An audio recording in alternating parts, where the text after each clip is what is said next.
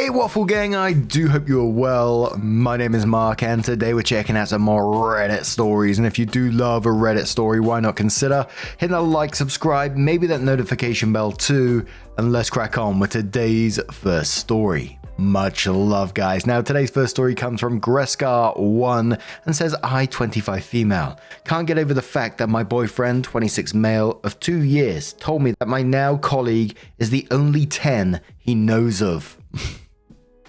Oh, dearie me.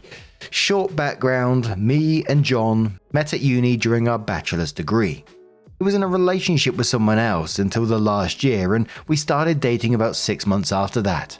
I've never been this happy in a relationship before, and we're on the same page about everything regarding future plans. I honestly feel like I'm behaving super silly, but given how long it's been, I think I need some outside perspective. This conversation happened almost 2 years ago.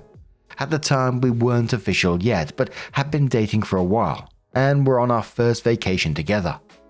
We were talking about looks in general, and as a game, he asked me to rate myself on a scale from 1 to 10, and I in turn asked him back. Then he asked who I thought was a 10. I've always thought that the only people who are 10s are celebrities, because they get paid to look good plus photoshopped and whatnot. I just mentioned 1 or 2. I of course asked him back, and he said, well, I think Julie is a definite 10. So my heart sinks, because Julie was also in our class.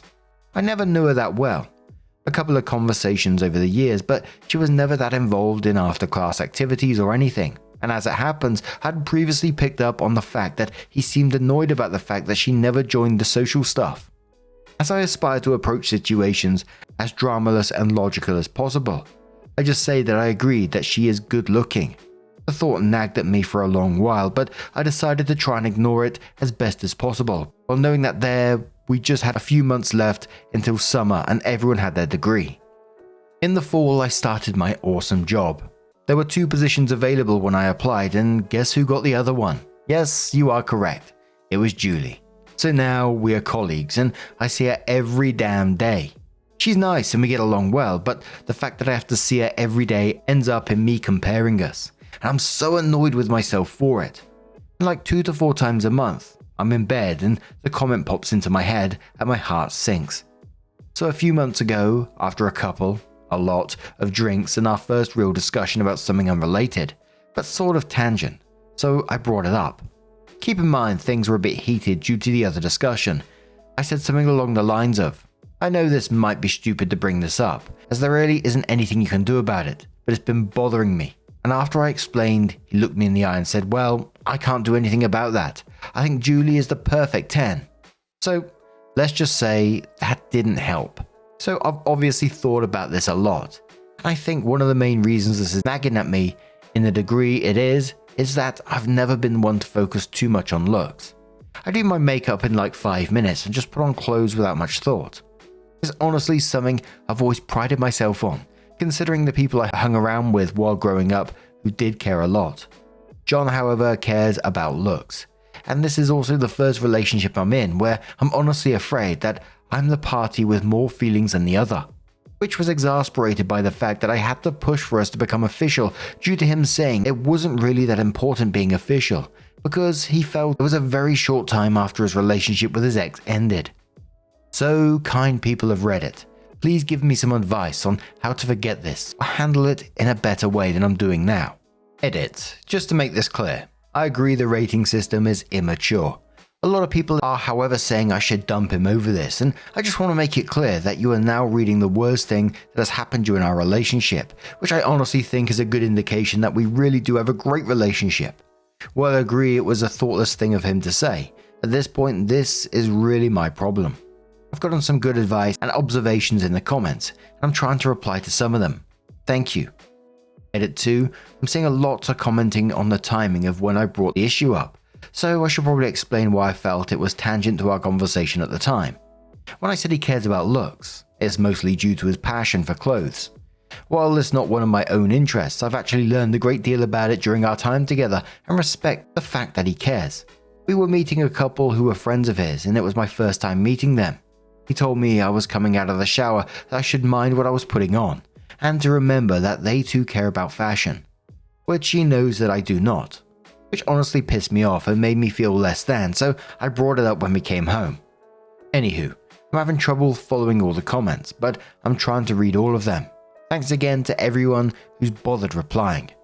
The 2 years prior to this, I don't know why he would just suggest playing this looks game, just in general. It's always going to end in disaster. It felt like it was kind of like a loaded game, so he could come out and say, well, I think Julie is a definite 10. And then when your partner brings it up that has been bothering you all this time, instead of turning around and just saying something, anything, to make that situation a little better, he doubles down and says, well, I can't do anything about that. Julie is perfect. You just can't be that much of a Burke, surely. Deleted user says, this is ridiculous. It reminds me of the time my ex was talking about how some other girl had a better pussy than me with his friends, and I was literally sitting right there. Don't put up with this. You deserve to be with some... He did what? You deserve to be with somebody who thinks you're the most beautiful woman on the planet. Seriously, raise your standards. Edit. Why did you push him to become official? Why are you pushing a man to do anything? This one clearly isn't that thrilled about being with you at all. I'd say it's time to move on. Opie says that sounds awful. Well, we started sleeping together in January, started dating at the 3-month mark, and come late November, neither of us had brought up being official yet, but had the exclusive conversation right after we started dating. After being hounded by friends and family for months asking why we weren't a couple yet, I brought it up and he responded by saying he didn't feel it was that important. So I was sad and figured I should probably break it off, but we continued hanging out and in December we agreed to make it official. Don't Go Away Day says pushing him to be official makes you sound like his backup plan. Commenting on another woman's attractiveness in the manner he did make it seem like he is waiting for something better to come along. Opie says I agree. I think that's why it bothers me so much. Copying from another comment regarding the push for becoming official, which may have made it a bit more dramatic than it actually was, and then added the comment that we just read previously.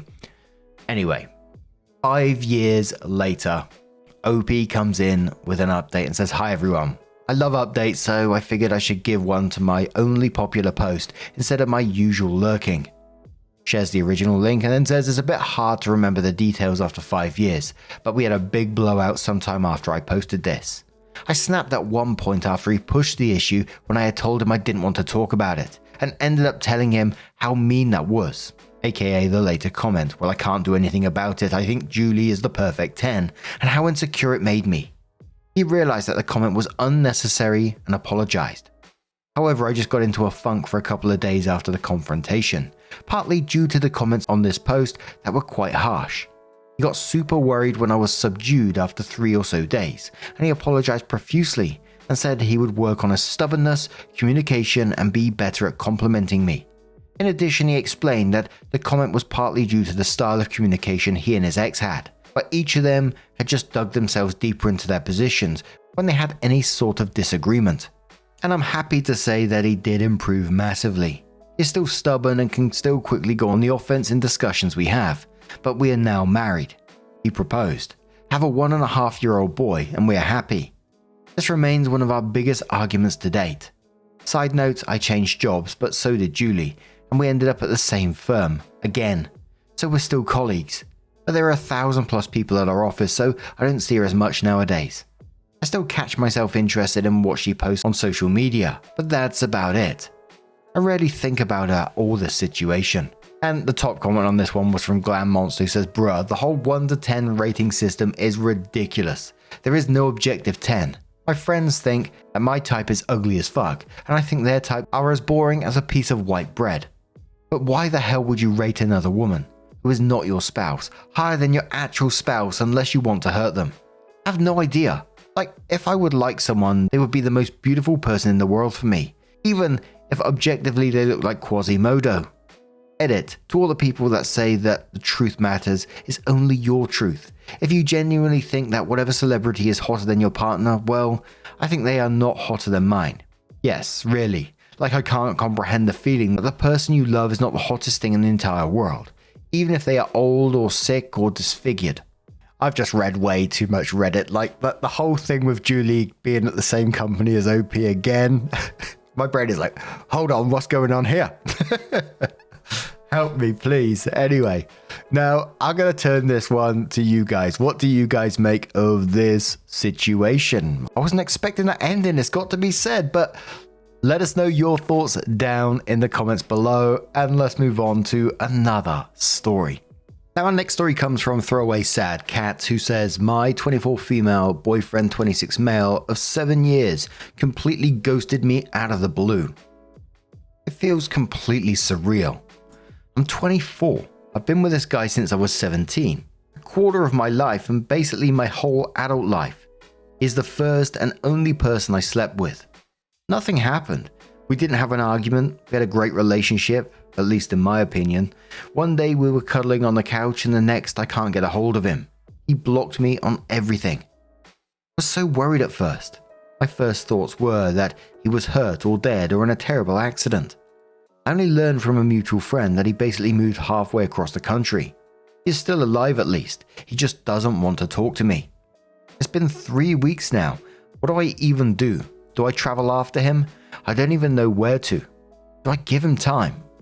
I hope I'm not appearing like an overly obsessive girlfriend, but what the heck? 7 years? I need closure, even if it would be, you were ugly, I never loved you, I found someone else. Anything.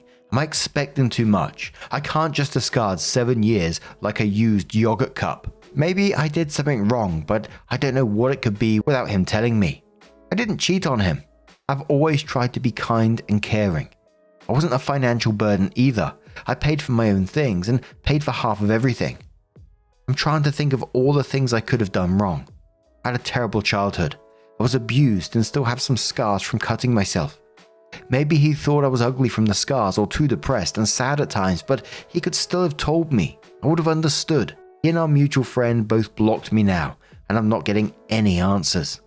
I'm just sad and confused and don't know what to do. 3 weeks might not seem that long. Maybe he'll change his mind.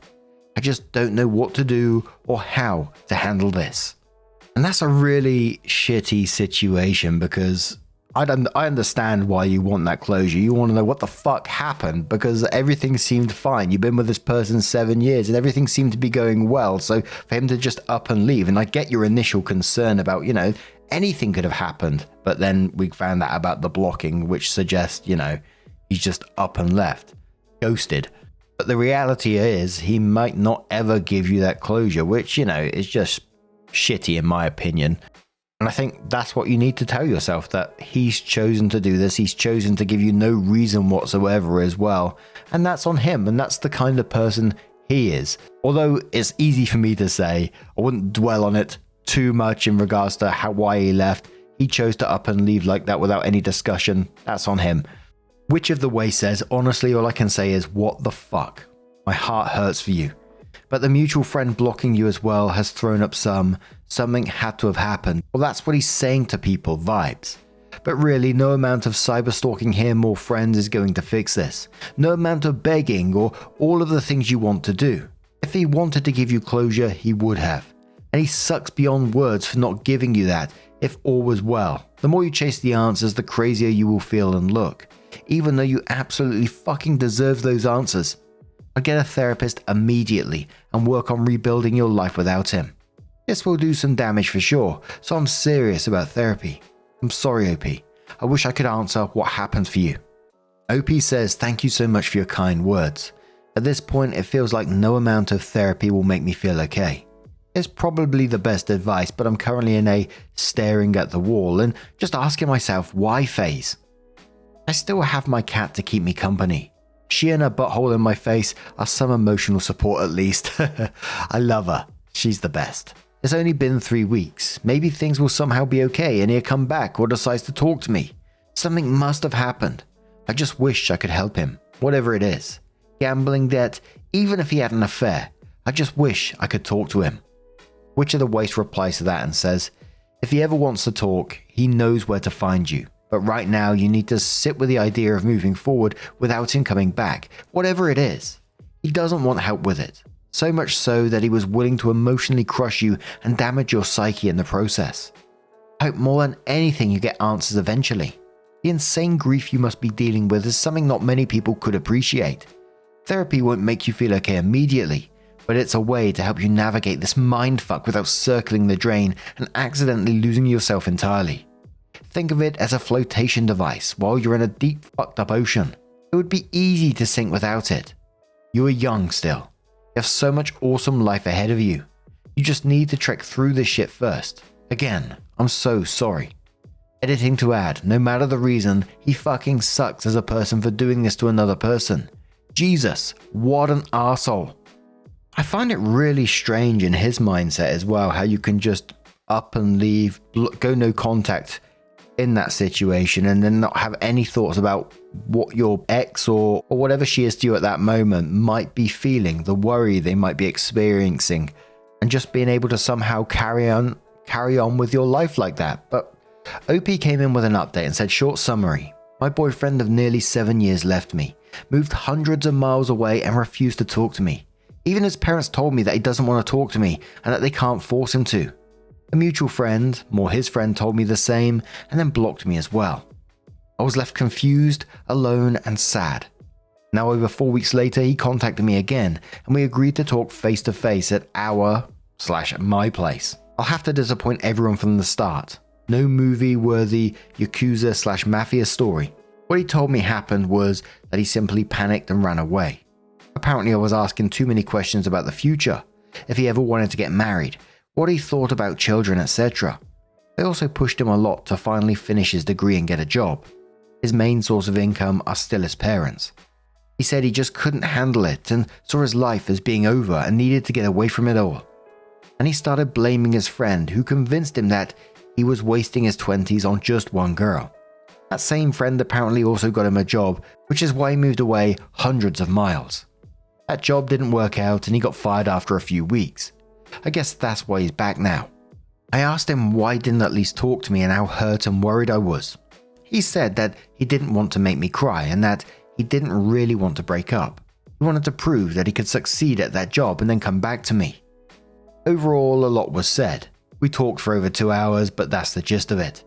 He must have apologized like 100 times, telling me how stupid he was to let his friend influence him. One kindergarten-like logic stuck with me. He said, we never broke up. I never said that I wanted to break up. We just took a break. In my mind, that sounded like, you didn't say uno. We're still together. He basically promised me heaven and earth if we got back together. Breakfast in bed every morning. He'd do all the chores, what have you. He also swore that there was nobody else, that he slept with nobody else. In the end, he asked if he could stay because he hasn't been paid from that job and used all his money and has nowhere else to go. His parents live too far away and he's on bad terms with that friend who got him the job. I felt a bit bad, but I told him no, that I needed to process and think about everything. I did, however, agree to store some of his boxes to free up his car. So that's where I'm at now, sitting alone in my apartment with his boxes. One of them smells really bad, like moldy clothes. Maybe I'll wash those tomorrow for him at least. Now I need to think about what to do with all of this, what to do with myself. Part of me still loves him. We had so many great moments together before that. He helped me through a lot. He helped me get away from my abusive mother and stepfather. He is the man I wanted to marry, maybe have children with. This is only my side of the story too. I don't know everything he's gone through mentally. I can understand panicking. I don't know. I want to thank everyone who took their time to read all of this. It felt good to write it all down. I went no contact with my mother and stepfather and don't have a lot of friends because I'm a bit shy and not that outgoing. I don't have a lot of people to talk to about this. Sorry if it's too long. Thank you. Edit, I read nearly all the replies here. Thank you so much for your input. I probably needed to hear a lot of the things that were said. I thought about everything and won't be getting back together with him. The most important argument for me was, what if it happens again? 10 years from now, and we're married or had children? I wouldn't be able to handle it, and I still don't trust him with everything he said happened or didn't happen while he was away. I'll figure something out with the boxes and everything else that needs to be handled, and I'll try to set clear boundaries when talking to him in the future. He isn't all horrible despite how he acted. He saved me from my stepfather and was there for me in the years after. I owe a lot to him, but I think that also made me accept things and behaviors I shouldn't have, even before he left. The parents really pissed me off in this situation as well, unless they were told something completely different that I don't know about. But, when OP is speaking to them, the parents just said he doesn't want to talk to you and they can't force him to, and that's it. You know, if I was the parents, I'd be well pissed off at him for doing that, messing with someone else like that. And then for him to come back over 4 weeks later and just stroll in saying, it was just a break.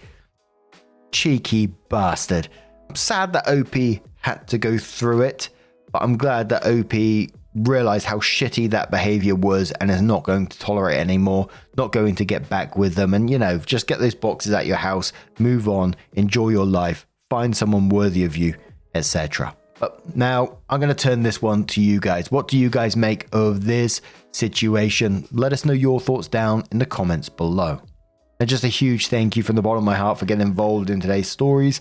Your love, your support, your time always means the absolute world to me. So thank you so, so much. And hopefully I'll see you in the next one. Take care and much love.